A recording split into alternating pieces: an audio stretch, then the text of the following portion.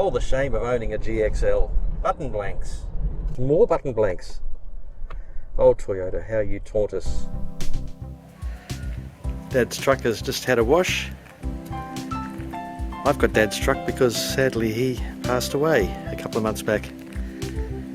And I don't really have the use for an intensely set up four-wheel drive like this. So I'm in the process of selling it. Had a few bites already, but there was some bird poo on it and some roadworks rubbish, dust. So I washed it up this morning, and I'll go for a little drive in it now to dry it off and give it a little run before an inspection this afternoon.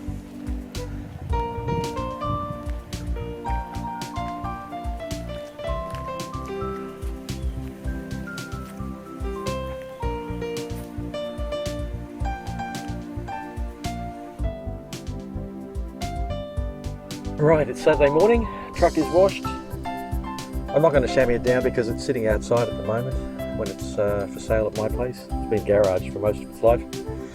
So I'll give it a bit of a dry by going around the block. And the blocks here are kind of big, so it'll be a bit of a drive.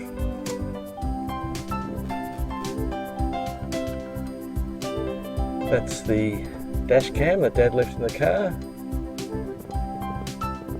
It's got a screen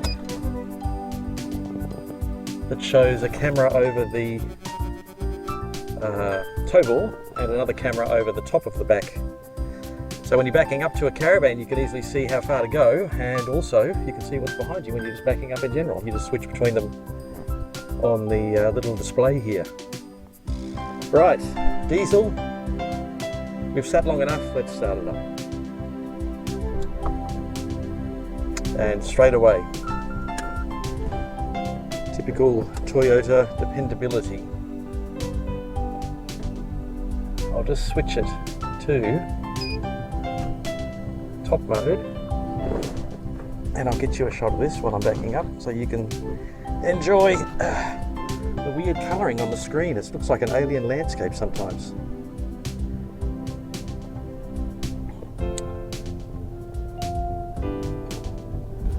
Looks like something out of Lost in Space with red trees and purple plants.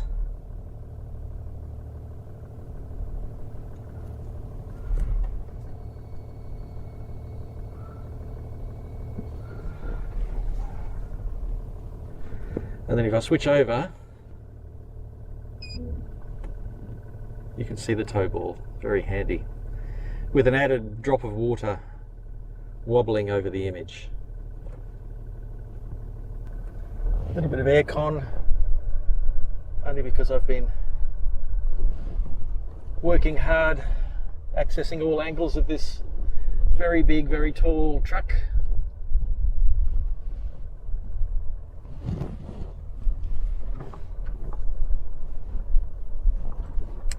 And if you can hear stuff rattling around in the back, that will be not only a fridge in a sliding and lowering frame that comes out the back, lowers down to tailgate level, operated off the 12 volts of the vehicle. There's also the original back seats and headrests which we found in the shed, which were obviously taken out when this truck was bought, and drawers and the fridge were put in the back.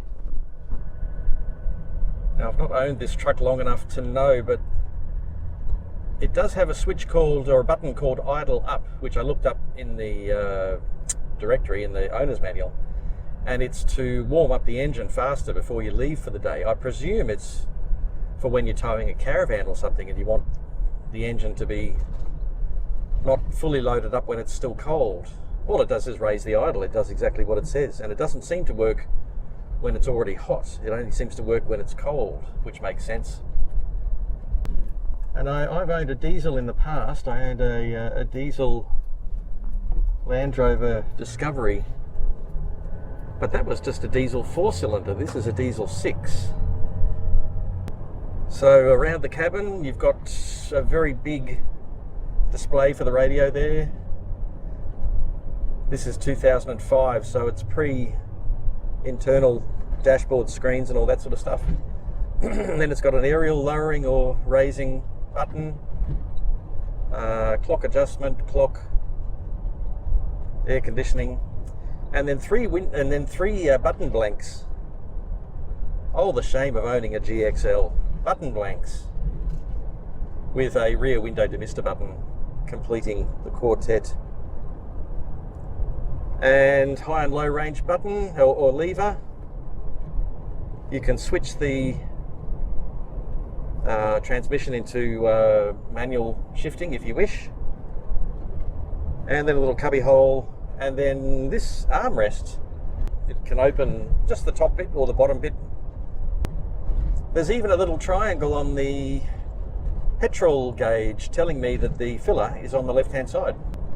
Now it's done 367,000 kilometres, which obviously is a lot, but when you're talking diesels, I'm pretty sure that's nothing to worry about.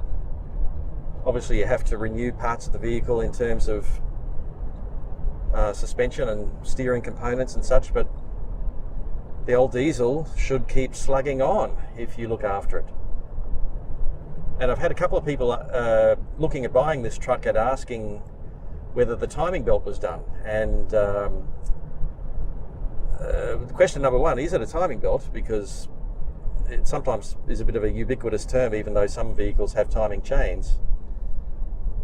And then secondly, when was it done, and do I have any evidence for it? And unfortunately I can't find a service book, but there were heaps of receipts with the car. I managed to find the receipt that said that the timing belt was done at 274 about 7 or 8 years ago. So it's done around 80,000 since then, maybe 90. So that's good news.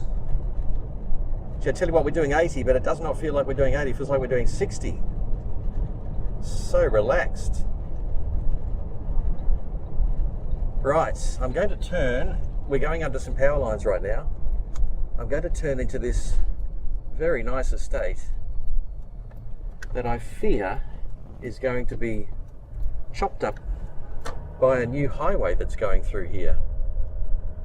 And this place is gorgeous. It's all underground power, even though there are huge power lines going through the estate. Some of the houses must be worth a fortune. They're gorgeous, like that place over there. And everyone's got a horse, and everyone's got at least 2 acres, and mountain views, underground power. So it's a very nice spot. But unfortunately, a 4-lane highway is going to pretty much follow those power lines, and they're not really going to follow it underneath the power lines. They'll have to put the highway either side of the power lines, I'm guessing, or to one side of the power lines. So that means that some land will be acquired, and I don't know whether this estate might have everything on the left hand side disappear. And there's a whole heap of cars down here. What's going on? Riding school day maybe? I don't know. Isuzus, Mitsubishis, Suzukis, more Mitsubishis, and more Mitsubishis, I think. Gorgeous spot. Rather than make the Bruce Highway even bigger, they're putting a western alternative, they call it, in, and it's going to go from near Australia Zoo, near Steve Irwin's Australia Zoo, Beerburrum sort of area, Beerwah area, down to the west of Caboolture, and then through the big new development that's coming soon, Caboolture West, which will be 30,000 homes, through that entire development, and then on southward towards Brisbane. And it's only about 5 minutes drive down the road from me, so I will have a new highway close to me. I don't know whether that's a good thing or a bad thing. Maybe I'll hear it at night, I don't know. And now we're up to the high spots in this estate, where they get even better views, and the houses are even bigger. It's a lovely view. Gorgeous. So they are dormant volcanoes, volcanic plugs. So I suppose one day they could become alive again, I don't know. Anyway, there's the nice house and there's the car. So I'd like to ask somebody who lives here if they're worried about that highway coming through. Maybe it will go due east of them. There is a road that skirts the eastern side of the estate. Maybe that road will be sacrificed and the houses on that road and this area will remain where it is, although it will literally be 100 metres from a highway, so I can't imagine it being as peaceful as it is now. Anyway, time and progress marches on, so they will have to see how they go. Now this truck is on the sub tank at the moment. I've never experienced a vehicle with two tanks before, but I was wondering where the other filling cap was until I realised they're both under the same cap. You just tilt the nozzle one way for one hole, tilt the nozzle the other way for the other hole. So I had to fill it up a little bit yesterday. I only put about 30 litres in one side, and that seems to have been the sub side, which has filled it up. And then the other side I put 20 litres in, which took it to maybe a quarter full. So I'm using up the sub at the moment until they get to sort of a equal level, and then I'll switch back to the regular tank, and that is done just by pressing a little button down under the dash. It says sub. And I hope you can do it on the move, because I have been doing it on the move. Right, just to finish off, we'll go down this little floodway that I haven't been down since we had major floods the other week. I suspect it's all still there. It's made of concrete, so it should definitely be there. Oh yeah, it's there.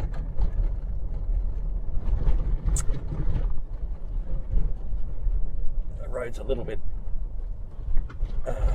bumpy. A little brook. And I shall just pull over into this section here. And do a bit of off-roading. Not really, I just wash the car, I don't really want to get it that dirty. But I'm able to turn around here, that's the main thing.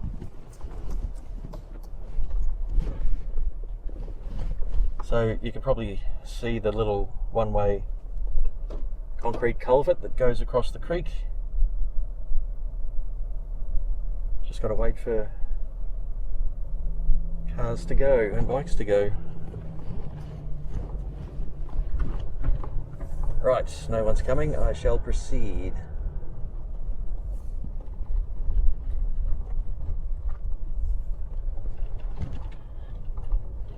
And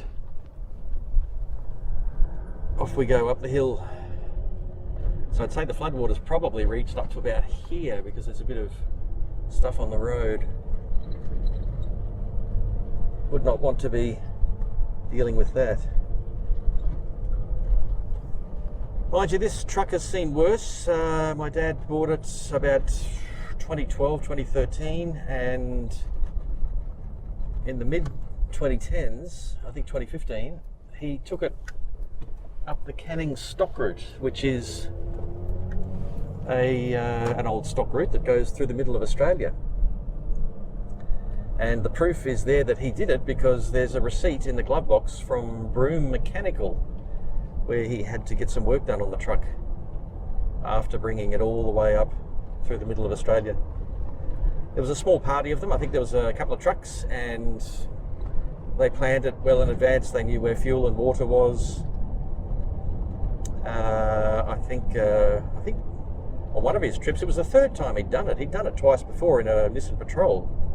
So he had it set up, 2-inch lift, big bull bar, it's got a winch. He replaced the rear bumper bar with a swinging metal sort of spare tyre holder. At one stage it had 2 spare tyres on it, but now it's only got 1, and we can't find the other arm that sits on it. So I don't know whether he's got it or whether he got rid of it, I'm not sure. But there's no spare tyre hiding under the back of the truck, because it is held on the back bumper bar. And he has this set up for hitting the country. It's got a shade on the right hand side. Shade on the left hand side, a fold out shade. On the right hand side is a long cover for the tent poles that are used to set up the zip-on tent that zips onto the shade on the left hand side. It's a full tent and you just zip it up at the top and then put the sticks in either corner and you got a tent for the night, albeit a tent attached to the truck. But it's easy to fold down and set up because it's just all nylon and zips along the top and a couple of tent poles and you're away. So he had it all set up. He had a heap of radios in this truck. He had a satellite sender so you could sort of see where he was, which was handy when he went away for months at a time. And then he got sick and didn't drive this truck much at all for the last couple of years, just locally.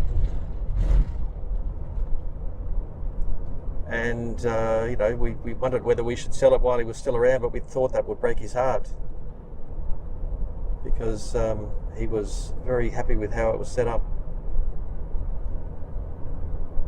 And now that he's gone, we are moving it on because, as I said, it's too valuable a truck. It's worth in the 30s, and my budget doesn't extend that much, and plus it's a bit too serious for me. And to be frank, I'm in the process of selling my V8 Disco anyway, because with Dad gone, we don't go camping anymore, and I don't really want to go camping with anyone else. I like to go camping with him because he had everything. He had drawers in the back with a saw to cut firewood, and even a fire lighter to make a fire, and spades and shovels and forks and all sorts of stuff, dinner settings and things to cook things, and he just had everything, plus the fridge.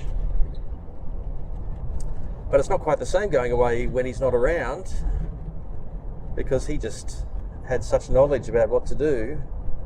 You knew when you went away with him that everything would be covered somehow. So it's time for a different vehicle in my life, and this really deserves to go to somebody who will use it for what it's intended, which is hitting the outback. Oh, that's one other thing the mechanic told me, that there is both a timing belt and a timing chain in these engines. The timing belt does the timing and one other thing, I can't recall what he said, and then everything else is taken care of with a chain. So it's not a hard job to replace it anyway. He said it's probably a $400 job, and the receipt from my dad doing it would indicate that indeed that is the case. And it's right at the front of the engine too, which is a product of the way the car's set up. And an interior colouring that can best be described as slate on grey. I wouldn't even call it black. I suppose it's black. Higher specs you get fake wood trim, all that sort of stuff, but this looks kind of utilitarian and looks the business, frankly. And also, these cars have got the world's biggest collection of sunglass holders. 1, 2, 3. And the other one. So maybe if a spider was driving, they could put all of their sunglasses in there. Worth thinking if there's any spiders out there interested in buying this.